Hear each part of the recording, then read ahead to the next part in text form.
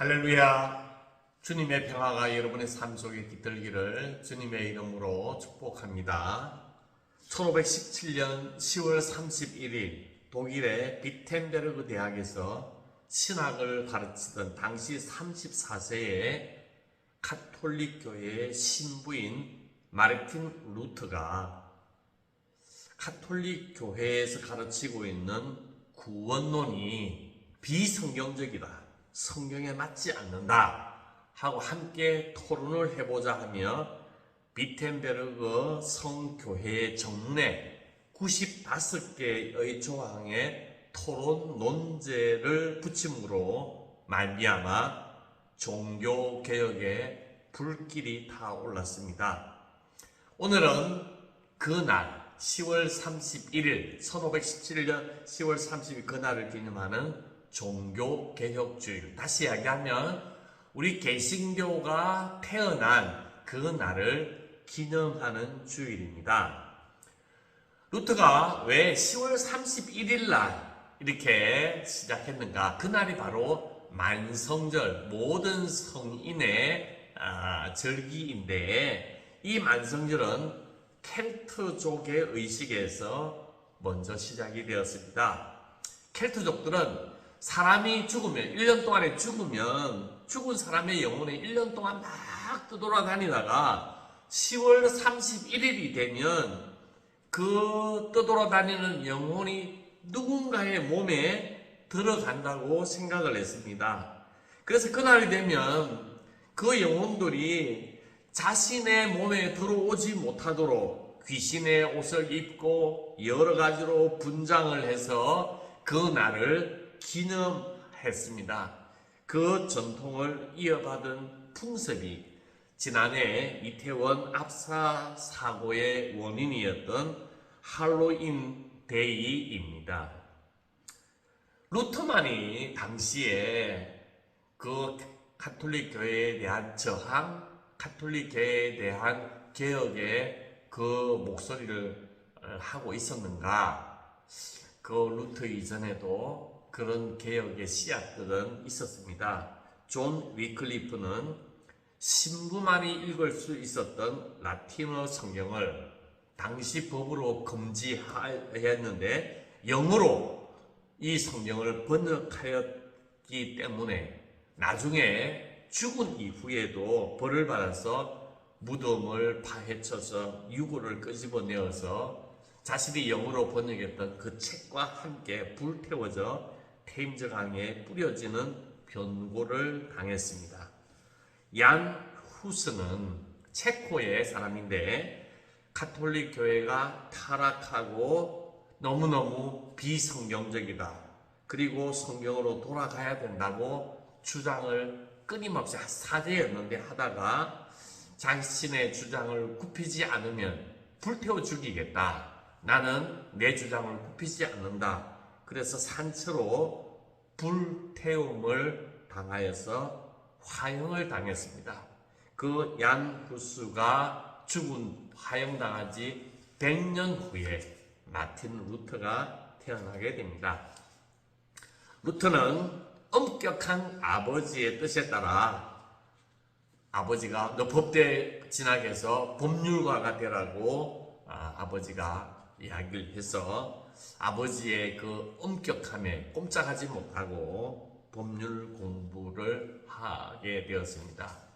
그래서 친구와 함께 학교에서 이렇게 공부하고 돌아오는 길에 서로의 인생에 대해서, 서로의 미래에 대해서 이야기를 나누고 있을 바로 그때 갑자기 요란한 천둥 소리와 함께 내리친 벼락으로 바로 옆에 있던 친구가 그 자리에서 바로 즉사하고 말았습니다. 그 죽음으로 말미암아 엄청난 충격을 느낀 루터는 사람의 생명이 무엇인가, 어떻게 해서 이 사람은 이 한순간에 죽음을 당할 수 있는가, 이렇게 고민하다가 아버지의 강력한 반대에도 불구하고 그 고민을 해결하기 위해서 어거스틴파의 수도원으로 들어가게 됩니다. 그래서 수도자가 되어요. 수도 생활을 열심히 했지만 본인이 진정으로 죄로부터 구원을 받는 구원의 감격을 누리지 못했습니다. 그렇게 고민하던 중에 로마의 스칼라 산타라고 하는 거룩한 계단이라고 하는 계단이 있는데, 그 계단을 무릎으로 올라가게 되면 구원의 기쁨을 누릴 수 있다 하는 이야기를 듣고 그 계단에 오르도록 올라가려고 합니다. 그 계단은 예수님이 빌라도에게 재판을 받기 위해 올라가신 계단인데, 예루살렘에서 로마의 성 요한 성당으로 옮겨져 있었는데, 그 루트가 거기에 가서 그 계단에 무릎을 꿇고 피가 나도록 끼어서 그 계단 위를 올라가게 됩니다. 정상에 올라갔는데 죄의 문제는 풀리지 않고 번민만 깊어졌습니다. 계단 정상에 올라와 정말로 하나님 앞에 기도하는 중에 하나님의 음성을 듣게 되고 하나님께서 말씀을 주세요. 그 말씀이 오늘 로마서 1장 17절에 있는 말씀입니다. 오직 의인은 믿음으로 말미암아 살리라. 말씀으로 그토록 고민하던 자신의 죄의 문제가 이 말씀을 통하여 죄인의 문제가 해결되었다고 고백을 하였습니다. 그리고 무릎으로 기어 올라갔던 그 계단을 은혜 받고 난 다음에 당당히 걸어서 내려왔다고 합니다. 그 위로부터 루터는 이 로마 캐톨릭에서 주장하는 행위로 구원을 얻는다고 하는 것을 강력하게 부정하고 오로지 믿음으로 구원을 얻는다 하는 성경의 구원관을 많은 사람들에게 전파하였습니다. 루터는 인간의 행위로, 자비로, 인간의 사랑으로 구원을 받는 것이 아니라 예수 그리스도를 믿을 때 구원을 누리게 된다. 누구든지 예수 그리스도를 믿기만 하면 진정으로 구원을 누릴 수 있다라고 주장을 했습니다. 그러한 시기에 로마 교회는 성 베드로 성당을 짓기 위해서 면죄부를 판매를 합니다. 면죄부 판매 담당 태첼 신부는 면죄부를 산 돈이 통에 떨어지는 소리가 날 때 본인은 물론이고 그 부모와 친지의 영혼까지 연옥의 불바다에서 튀어나와 천국에 이른다고 선전하였습니다. 마틴 루터는 이 모습을 바라다보고 이것은 도저히 아니다. 이거는 비성경적이다. 그러면서 강력하게 로마 교회를 비판하기 시작했습니다. 강력한 교황, 강력한 황제의 권력 앞에 나약하고 연약한 평범한 수도사가 하나님의 말씀을 믿고 그들이 잘못 비성경적으로 행하고 있는 그 일을 저항하면서 부딪히기 시작했습니다.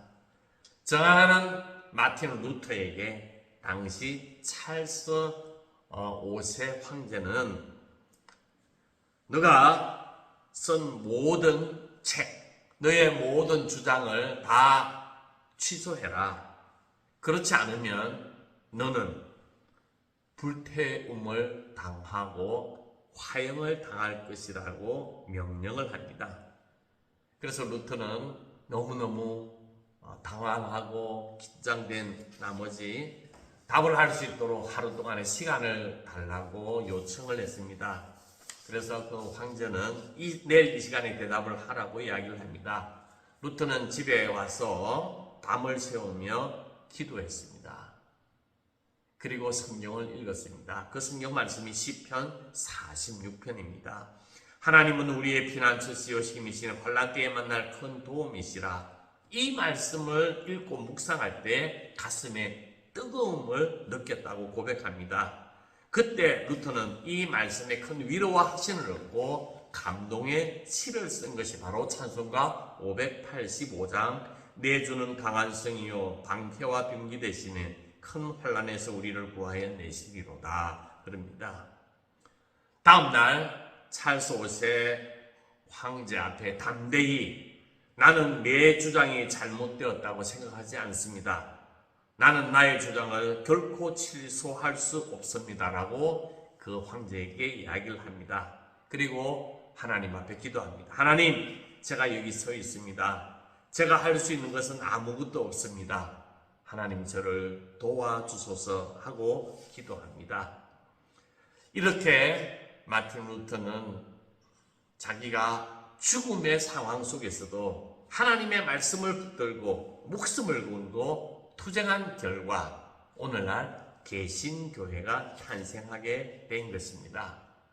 찰스 5세는 마틴 루터에게 파문의 벌을 내립니다.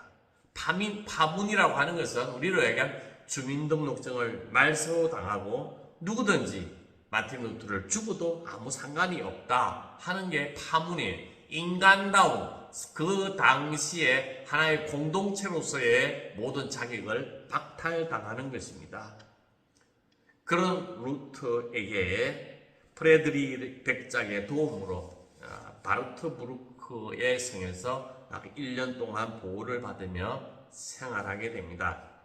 그곳에서 라틴어로 되어 있는 신부들만 읽을 수 있는 성경을 독일어로 번역을 해서 성경을 출판합니다. 물론 신약입니다.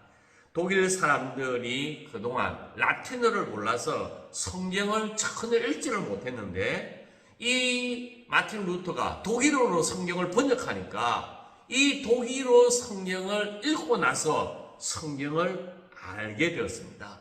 그리고 이해하게 되었습니다. 독일어로 성경이 번역되니까 유럽에 있는 다른 나라들도 자기들의 언어로 번역을 하고 성경을 읽게 되었어요. 성경을 읽고 난 다음에 가톨릭 교회의 가르침이 잘못되었다 하는 것을 알게 되었고 그로 인해 유럽의 여러 곳에 종교개혁 운동이 시작이 되고 뿌리를 내리기 시작합니다. 루터는 끝까지 종교개혁 운동을 진행하다가 63세 때에 하나님의 부름을 받게 됩니다. 루터의 이 종교교획 95개조 항목의 반박문은 면죄부와 고해성사에 대한 부분이 대부분입니다. 고해성사는 뭐냐 하면 교인이 신앙생활을 하다가 죄를 지어요. 그러면 사제에게 가서 신부님에게 가서 신부님 제가 이러이러한 죄를 지었습니다 하고 고백을 하면 그 신부는 그 죄를 듣고 그 죄를 사해주는 대신에 벌을 내려요. 이 벌을 행하면 너 죄가 사해질 것이다. 그러면서 벌로서 기도해라, 시편을 읽어라, 착한 일을 해라, 구제를 해라, 성지순례를 하라 하고 명령을 합니다. 그 명령을 그대로 따르게 되면 죄가 사해진다고 하는 것. 그게 바로 이 신부들이 내리고 있는 고해성사입니다. 그런데 내가 죄를 지었어요. 그래서 구제 행위도 하고 시편도 읽어야 되는데 이걸 읽기가 싫어요. 이거보다 더 쉬운 게 있으면 좋겠어요. 그래서 이 모든 것들을 해결해 줄 수 있는 게 뭐냐? 돈을 내는 것입니다. 그게 바로 면죄부, 형벌을 면죄받게 해주는 게 바로 면죄부인데 돈을 내고 그 면죄부를 받게 되면 죄가 사하여진다고 하는 것입니다.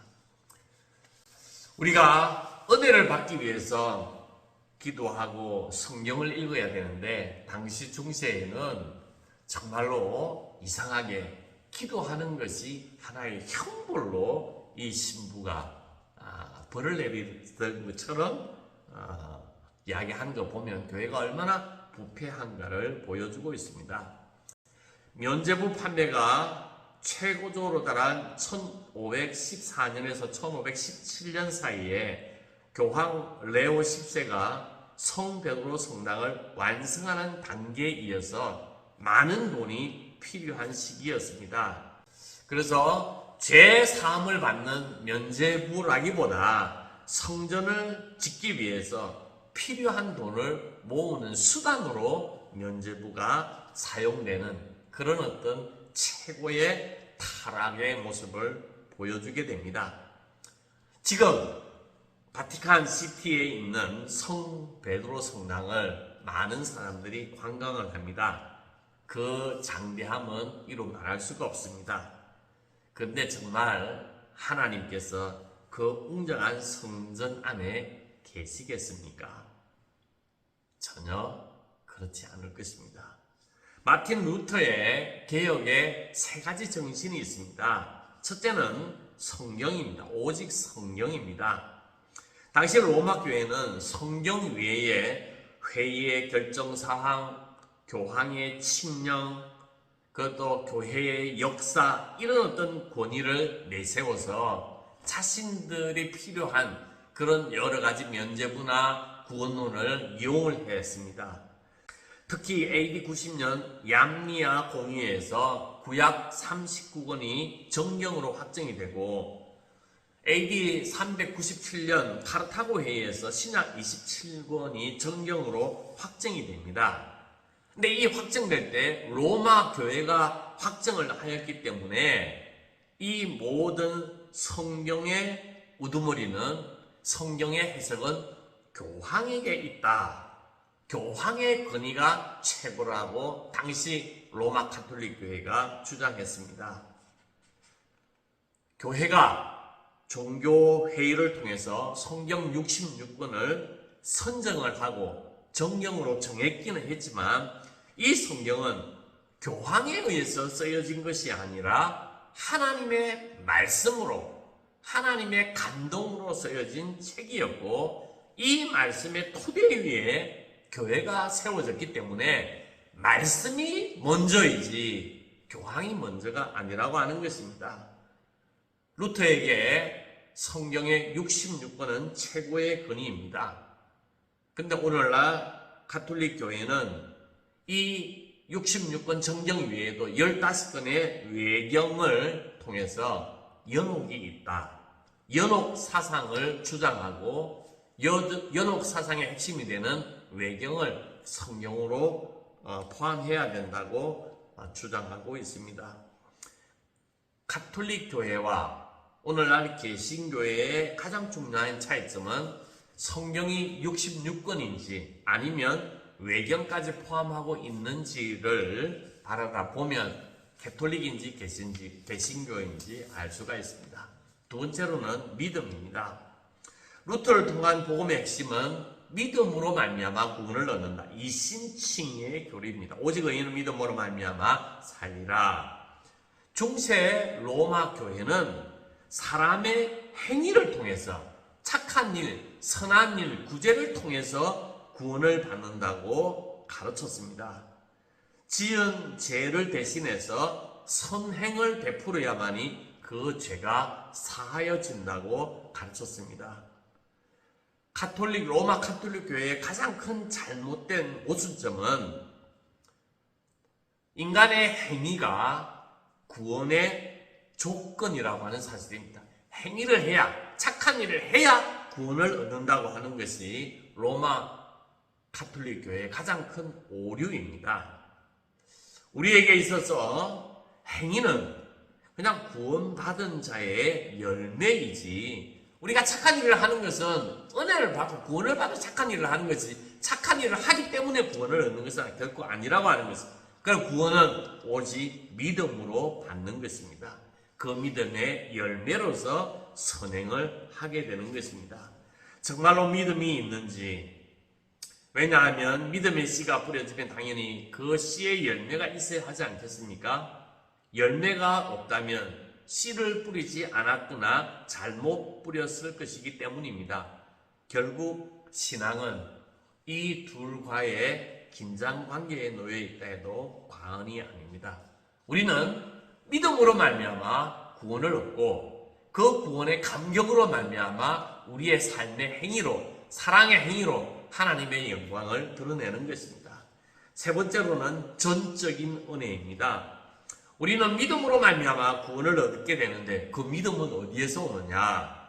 그거는 바로 하나님의 은혜요, 하나님의 선물이라고 하는 것입니다.